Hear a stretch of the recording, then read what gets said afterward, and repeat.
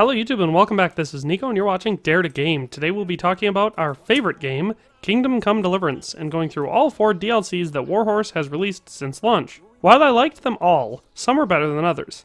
So this list will rank them from worst to best, and I will give reasons for each ranking along the way. Of course, this will be pretty subjective, but I will attempt to substantiate each claim as best I can. So let's dive on in. So starting out the ranking at number 4, we have The Amorous Adventures of the Bold Sir Hans Capon. Like I said, just because this one ranks the lowest, doesn't mean I hate it. Simply that it was the weakest overall.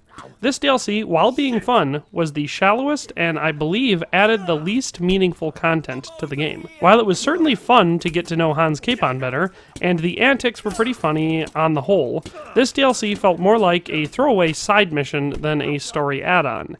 This DLC also wasn't very long, but that is a constant for the DLCs that Warhorse has released for the game so far. I enjoyed the final part of this DLC, where you help Hans woo his lady love, but other than that, the rest wasn't stellar. I recently played through the DLC from start to finish a second time, and I have to be honest, it is the only DLC that couldn't keep my interest in this most recent playthrough. So, out of the 4, this one is the worst. Next up, at number 3, we have From the Ashes. Now don't get me wrong, this one was a close call between From the Ashes and the next one I'll be talking about, but at the end of the day it came down to value added. Although From the Ashes was fun and exciting, especially because it was the first DLC, it was ultimately very short. It didn't really tie into the story much and missed way too many opportunities for its own good. Normally this type of DLC would be my favorite, because I love customization and world building. My favorite things about a game is how much I can make them feel like my own. For example, I know a lot of people hate Fallout 4, but I don't. The settlement crafting system is by far my favorite thing that Bethesda has ever done. I had hundreds and hundreds of hours of fun with that feature, and even though the story and depth of the game were non-existent, I still think of Fallout 4 as a good game because of that one feature. From the Ashes, however, was hollow and missed the mark for me. I enjoyed being able to make a home for Henry and his old neighbors, but the DLC missed too many opportunities. You couldn't customize your home, which you then share with multiple people. You couldn't kit out your garrison, you couldn't hold tournaments, humans and bandits never attack, and you can only build a few buildings, and you don't even get to customize the layout of the town at all. So, From the Ashes gets the number 3 spot for being too scripted and, of course, too short. Then for number 2, we have the Band of Bastards DLC. My only complaint about BOB is that it was too short. Way too short, in fact. I think it is the shortest of all of them, although I can't say for certain. But I think it holds up better than the last 2 for a number of reasons. The first thing about Band of Bastards that helps it stand out is that almost all of the characters in its story are completely new. They didn't just add new missions to existing players. They added a whole new retinue of characters on the good and the bad side, and mixed Henry into the fray, and I enjoyed being able to meet and learn about all of these new characters. I also think that out of all the storylines, this one holds together the best.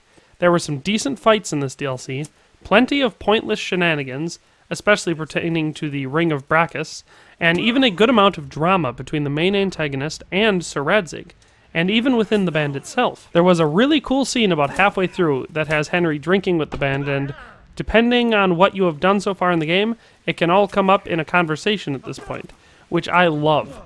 It's great when a game can recognize the achievements or follies that a player has achieved, and I salute that. As far as complaints with this DLC, I only have 3. The first and only major gripe here is, of course, the length. This DLC, start to finish, takes maybe 3 hours to complete, so it's not very long at all. Then my other 2 complaints are that A, you can't access the Band of Bastards inventories when they die, like each of the individual people, and I don't like not being able to take people's armor and weapons. This game strives for realism, so it's really immersion breaking to tell me that I can't strip the armor and weapons off of a corpse. And B, I don't like that how after the conclusion of the DLC, no matter which ending, the band just leaves the area. They should have remained roaming the map, so every once in a while you could run into them, or even go back to their site and just roam around the map with them until you run into a band of humans or something. That is a decent opportunity that they missed here. So last, but of course logically not least, we have the number 1 spot going to the most recent DLC, A Woman's Lot. This one was the best in pretty much every category. For one thing, it was by far the longest. This DLC is split into 2 parts. One where you play as Teresa at the beginning of the game, and the other as Henry helping out his old friend Johanka from Skalitz. And together, they total right around 10 hours to complete if you do all the side activities and so on and so forth. So I think this is the first out of all 4 DLCs that actually had a decent length.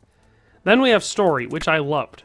For one thing, it actually tied into the main story of the game in several ways, including existing characters that you have interacted with in the past. This DLC also offers 2 opportunities to relive some of Henry's past experiences, both in the bar setting, bragging and drinking, and then while being a tattletale to the head cheese for this DLC. Teresa's story is a great other perspective on the events that kick off the game, and then Johanka's is more traditional and offers some great historical insight into the religious environment that these people lived in leading up to the Hussite Wars.